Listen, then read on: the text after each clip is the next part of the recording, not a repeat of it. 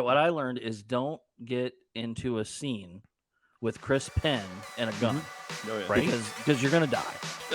Reservoir Dogs, True Romance.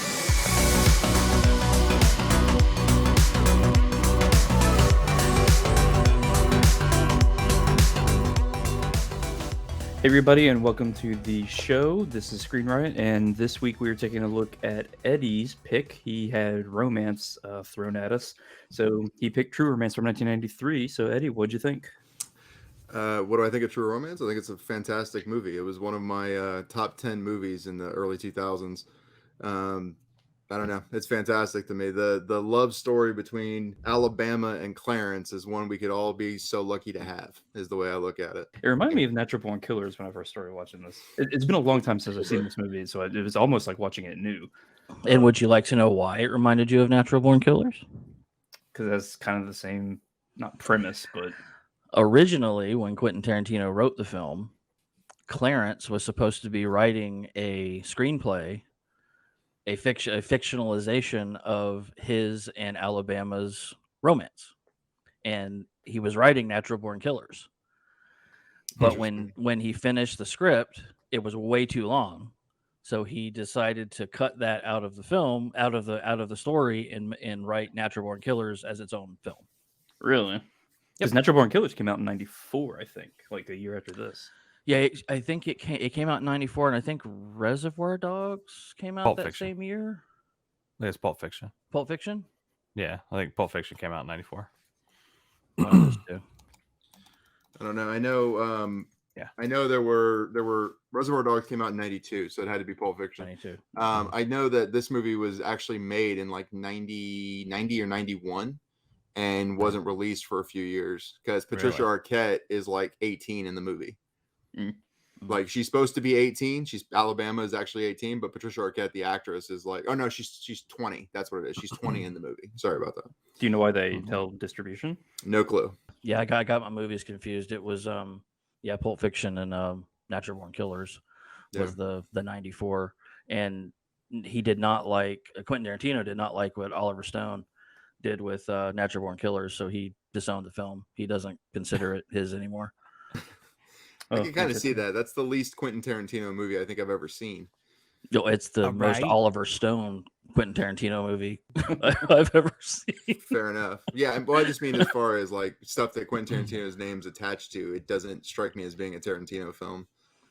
Yeah, so. And really the only major change that Tony Scott did with True Romance was he made it sequential. Originally, when Tarantino wrote it, it was more like Pulp Fiction and Reservoir Dogs, where it was like book chapters, like almost like comic book chapters, kind of.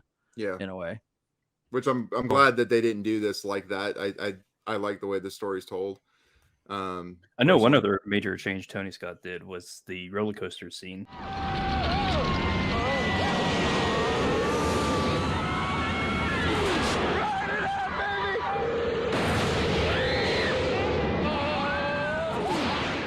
That was in the script. It was supposed to be a zoo. I did like that. I thoroughly enjoyed the roller coaster scene. That was pretty funny. It reminded me of like Tony Scott action movies. Especially knowing that Michael Rappaport was on Quaaludes whenever he was on the roller coaster because he got motion sickness. And the other guy Bronson Pinchot. Bronson Pinchot. He had vertigo. Oh God! They had to ride that thing 5 times apparently, from what I read. Hey, there's no other way to realistically get him being sick other than to make him sick. So exactly. I think one of the best actors in this is Brad Pitt. You guys want to smoke a bowl or? Oh. Actually, he did make me laugh a couple of times. He's like, "Yeah, hey, you guys want to hit this bong?" Like, okay, never mind. Well, see, okay, I will say this: I don't think Brad Pitt's one of the best actors in the movie, but I just liked him because he's kind of a throwaway character, but yet, it made all sense because how are these gangsters actually able to find these people? Mm-hmm. Oh, well, the pun. You actually show it, and they make it kind of comedic. So I just enjoyed it. Well, that's He what I was was going to offered. say is I like that even his character, as throwaway as it is, they cast Brad Pitt in it, right? Legends Right. of the Fall, Brad Pitt is in this movie. Mhm. Well, Now- yeah. Interesting. Brad Pitt actually cast himself in that role. oh, really? Yeah, they actually offered him Clarence, Mm. and he's like, I'd rather play Floyd. See this guy on the couch that does absolutely nothing and still Oh. gets paid? Yeah, I get paid. I can do 1 day's work for all my scenes in the entire movie. So I don't normally like encore casts like this, but this movie to me does it really, really well. Like, Well, it kills him off. It does, but I mean, like, it's like, oh, hi, Yeah. Sam, bam. yeah, Oh, hi, Gary, bam. yeah. Well, I mean, Dennis Hopper does a great job in it as Clarence's dad. Christopher Mhm. Walken's fucking fantastic. Mhm. This is the movie that got James Gandolfini Tony Soprano. This Oh, is I that believe it. like I that. I believe mean, that's Interesting. the casting agent for The Sopranos was asked, well, who do you think we should look at? And she said, well, there was this movie True Romance back in '93. There was a guy who plays a gangster in it, and apparently the guy said, oh, Christopher Walken. And she goes, no, the assassin. And he was brought in because of his large stature and his ability to go from nice guy to insane killer like that. And Interesting. Yeah, that was a pretty wild scene. well, that first punch, the face that he makes, like, I don't know how to say it. It's like the girlfriend face. It's the face that whenever people in movies are like, oh, girlfriend's going shopping, like, oh, I'm gonna get these shoes or whatever. That's the face he makes the first punch that he punches her in the face, and it's like, good God, like it's just it comes out of nowhere, and then on top of that, he's like mocking her in a way after beating. Yeah. And you're just it's a level of depravity that you're not ready for. You know what I mean? I Yeah. don't think. Yeah, Christopher Walken's little speech, I was expecting him to pull out a little watch. It's like, oh, I got this watch. it was hidden Like there. it's up my ass Yeah. for 3 years. But because that when he was sat my- down, and that's what actually made me look up Pulp Fiction, because I'm like, wait a minute, this is almost identical to when he sat down in front of young Bruce Willis, talking about how he got this watch. And he's talking to Clarence's dad, Clifford, and I'm like, dude, this is shot almost identical to the scene in Pulp Fiction. And so that's when I looked it up. I was like, oh, it's in '94. So I'm wondering if Tarantino kind of used a little bit of, it's like, hey, remember how you were in True Romance? But the bitch is that yeah, well, I mean, that's true. Tarantino could have referenced True Romance and asked Christopher Walken to act that way. But I was going to say that Tony Scott couldn't be ripping off Tarantino because it was shot, like I said, like 4 years, No, at I was least talking three. about Pulp Fiction. Yeah. With Alabama, by the way, at the beginning, do you guys buy? Because the reason I'm asking this is very specific. There's an alternate ending to this movie. My question is, do you guys buy Alabama's love story line? Do you buy that she's actually like they're in love with Clarence and everything else? No, because it happened so quickly. Okay, so you're I know you're like anti love at first sight, Justin. We get Exactly. it. You hate all things with hearts on them. So Well, I did actually make a note that it was probably the fastest, from first date to marriage in a movie I've ever seen besides Up. maybe like- Raising Arizona. Raising Arizona is pretty damn quick too. But Oh, okay. yeah, but no, I mean, But yeah, I'm with you. I don't think that she was. I mean, it was way too quick to actually just word vomit what her whole plan was. Gotcha. Yeah, and Clarence's motivation of when he was taken aback by her saying "I love you." It's to me that was it's like wait, we just met. How are you already in love with me? But it's the opposite. He actually loves her, but he can't believe that anyone would love him because he has like such low self-esteem about himself. What's weird though is the way that that hit they home. That's what I was saying. I hear you. The way they shot this movie, it's almost like they were shooting two movies at the same time.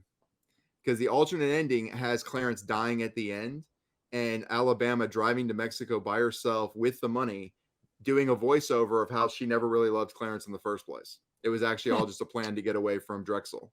Interesting. And what's weird is that Christopher Walken's line when he says that Alabama found out about the coke and all this kind of stuff, and like he basically lays out the plan where Alabama was this. She comes in as a call girl, quote unquote, but she's really there just to get enough information to find out whether or not, like, where the coke's going to be, so then she can steal the coke.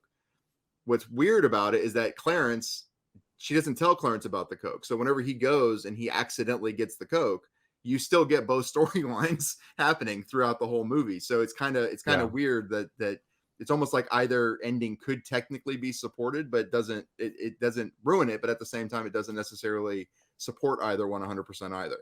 It's interesting how they pulled that off. You know what I mean? It's like it makes sense, but it doesn't make sense. Like why would her friend or whatever at Drexel's stuff the coke in the suitcase in the first place? Well, the coke was already in the suitcase. Stuff. Yeah. See, I don't think it was though. It was because when she opened it at the apartment, she's like, "Oh, I don't think these are my clothes or my things." Well, no, but and John, it's the cocaine. But John, whenever Drexel kills Samuel L. Jackson and the other black guy, the one who eats that thing, the suitcase that is on the table is the same suitcase. They just zipped it back up and walk out with it. Oh, okay. Yeah, so it's the same. It's the nothing changes. It's damn near what's his name, Marcel Wallace's gold heart or soul or whatever it is. It's supposed to be in that suitcase. Yeah, and I've heard alternate stuff. Yeah, like the suitcases, they just swapped out the luggage for the suitcase. Gotcha. The briefcase is now the coke vessel. Like that coke keeps going from film to film. Yeah. No, but in all seriousness, but what about Tom Sizemore? Tom Sizemore, he's come back to the show. He's come back. Anybody else think it was Sizemore? Anybody else think it was pretty obvious he was high the whole movie, or? Yeah, it's Tom Sizemore. This is hilarious. I love this kid, Clarence.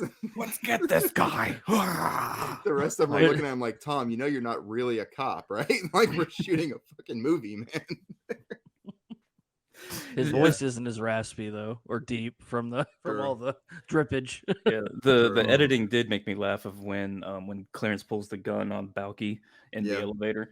What the fuck's waiting for us? He's gonna shoot him. Tell me I'm gonna pump two in your face right here, right now. It's not gonna shoot him. Clear enough, motherfucker. He's gonna shoot him. That hard smash cut did make me chuckle. Yeah. Yeah, it's pretty good. I even like Saul Rubinek's character. Oh, hi. Everybody's here. He's funny without being without being comic relief. You know what I mean? Because he just is. I don't know. He's L.A. sleazebag. Really, he plays that really, really well in this. Yeah. I don't know. I even like the damn blonde hitman or bodyguard. Even that guy. Well, I was actually going to mention him because when I first saw him, I was like, man, that guy looks really familiar. I had to look him up. Ooh, baby. That's the word. I mean, yeah, do you know where he's? American Wedding. Well, yeah, he's in American Wedding. But the movie that Robin Hood Men in Tights. Yes, that's true. John. Oh, yeah, that is. Except in real life, he's very big. And whom might you be? Oh, they call me Little John. Hey, but don't let my name fool you. In real life, I'm very big. I'll take your word for it. Yeah, that's funny. I didn't catch that because I had the same thing. I was like, wait, where is he from? But I just never really looked him up. But yeah, that's him. Yeah, it almost seems like there's so many people in this movie, this ensemble thing. It's like you're nobody if you weren't in this movie. Like there's other people in deleted scenes that didn't appear in this movie, like Robert De Niro, Jack Black. A couple other people. Yeah, that's crazy. I meant to say ensemble earlier. I think I said encore like an idiot, but ensemble, yeah, that's what I mean. Normally I don't like ensemble cast. Like I didn't personally care for Crash. I like the other Crash, the one that nobody knows about. But this one, I don't know. I just feel like they pull it off really, really well. I got a question for you guys because I got kind of confused at the beginning of the film. Did anyone else see the similarity between the woman at the bar that Christian Slater was talking to and Alabama? Yeah. Oh yeah. I was like, is this the same person? I think he's got a type. That's what I was going to say. I think it's supposed to point to he's got a type, so that's why Lance, his boss, asked for a blonde, young, etc. No, I was with you, John, when Alabama came into the theater. It's still dark and all that, and the first time you see her, and I thought it was the same woman from the bar. I thought maybe she changed her mind, because they're both in fur and all that stuff. I'm like, okay, and they got they got the same hair color and all that. I'm like, okay, well, it's the same girl. She's changed her mind and she's gonna come and she's gonna be a bigger part of the story. But I Yeah. like that she wasn't. Maybe they I were both prefer call girls. Patricia Arquette. Yeah, I definitely preferred Patricia Arquette's acting compared to that blonde at the bar. Yeah, I don't know. In Yeah, some absolutely. instances, I kind of found her a little annoying, but well, I don't know. I think to some extent you're supposed to, because she's an 18-year-old call girl. Like, Yeah, she's just kind of oblivious to everything, and I'm like, but She's yeah, oblivious. you're right. And I mean, as a character, she's oblivious, and also her accent is really annoying to me. A little bit. Being from Florida, that is Well- not how Tallahassee folks sound. but to be clear, she's not She's from Florida white Alabama. trash, so maybe that's why. No, she's from Florida. I know. Yeah. and who the heck goes from Tallahassee to Detroit to find love? No, thank you. Well, she didn't go to That's find love. She went to find That's a cash no, as a that's what call she, girl. that's what she says. It's But like Detroit- no, At the never. very beginning, she does say she. Yeah, goes she's to like, Detroit He to find said no one I- no one would no one think you thinks would go they to will, Detroit yeah. to find love. Like no Yeah, one but thinks I that would did. happen. I was Huh? like, ugh, Jesus Christ. no I don't know. thanks. But I'll tell you though, this movie does have a little bit of everything that every guy wants typically in a film. I mean, it's got a romance thing. It's got every action scene you could think of. It's just it has a pimp. It has a gunfight. It has the mob. It's just drugs. It's everything. It's got a That's pair of probably underwear has- that disappear in a phone booth. I know. It's got everything. Yeah. It Yeah, probably all has of it. enough gunfire to compete with Saving Private Ryan, just in that hotel room. No, not that much. No, I it's more like Reservoir Dogs because that's Yeah, what yeah. that scene is. I was expecting kind of like all this gunfire, but nobody hits anybody because they're just No, it was the going all over opposite. the That place. one dude Yeah, got they lit were- up with like 25 rounds. I was like, oh my God. Like, what did everybody he was what? shoot? accurate in this film. I was like, dang, they You know all what went I to the learned? range. What I learned is don't get into a scene with Chris Penn and a gun Oh, yeah. Right? because you're gonna die. Reservoir put that gun Dogs, on my True dick. Romance. Wait, Chris Penn? Yeah. Which one's Chris Penn? He's he was Tom Sizemore's partner. Oh, that's Yeah. right. Yeah, sure. All right, Hans Zimmer, Yes. bro, no. Really? Not You didn't horrible. like it? Missed the No. mark on this one. Oh man, it sucked. Sorry. I kind of like the little. Yeah, no, it's like okay, so I like the climactic stuff, not just like we're on the beach all the time. Bing, bing, bing, bing, bing, bing, bing, bing, bing, bing, bing, bing, bing, I don't know. I kind of like that. I guess. But when I'm it easy. always happens it always happens when like conflict's happening. Mhm. Like it's about 39 minutes into it, Clarence and Clever get into a fight, right? Because they're Mhm. father son, they're arguing. And then the music starts kicking in. They're like, "Oh wait, we need to calm this situation down." Bing, bing, bing, bing, bing. But what makes you think that I would do that? Because I'm your son. Oh, you're my son. Oh, you got it. Huh? All worked out, don't you, huh? Oh, yeah. That was the one that I I noticed. was like, "What the fuck is this? yes, that was the What are one you that I felt doing?" was out of place. I didn't But mind the then music as so much. as the music started to play louder, the situation started to get calmer. I was like, "Oh, it's calming music." I got Well, I it. think they were using it as an L cut. You know what I mean? I think they were using it to like play in the next scene more than they were necessarily calming that scene. But I hear you. I mean, Or Alabama's, she's right on the corner, so that's her theme. Alabama's theme. I don't know Could what it's be. actually called. I just thought it was funny I because don't know. it appears in like random sections, and it's the same motif. So I think it's like just the love story motif or whatever. I don't know what else to call Yeah. it, but it doesn't play all the time with them on screen either. So it tries I to just bring fucking- back the romance into the film. Condescend me, man. I'll fucking kill you, man. Anyway, so Eddie, we need to score this. So, what are you gonna give True Romance from 1993? So True Romance for me gets an 8.5. Okay, Holy an crap. 8.5. Told you from- guys it was one of my favorite movies for like over a decade. So Yeah. So Kyle. Honestly, at the very end, I mean, talking about it here kind of up the score, but at the very end, I was just like, it just left me blah. I don't know, but I think it's a probably a good 6.5 for me. Okay, 6.5 for Kyle. John. I liked it. I mean, I did not complain about it hardly at all during the review here. So I'm actually going to give it I'm going to give it a 7.